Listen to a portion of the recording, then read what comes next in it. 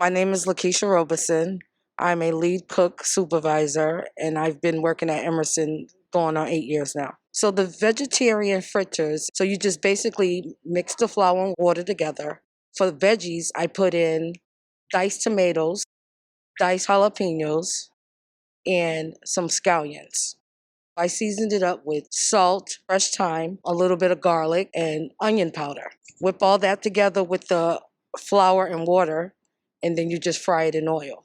With the fritters, I would like to pass along that because that comes very deep in my background. My family's from the South, and my partner is from the Caribbean. So I kind of mixed it together. It's a Southern Caribbean thing, and it tastes wonderful. See myself as a leader. It's not too many of us that's in the kitchen as women, especially as a African American woman. That's where I see myself, to lead people, to help teach, to learn different cultural foods, and to teach different cultural foods that I know to others. I want them to know that they should feel comfortable and be able to ask me personally anything. If they see me in passing, they have questions, or even if they have ideas, then they should voice it, and I'll try to make sure that it happens.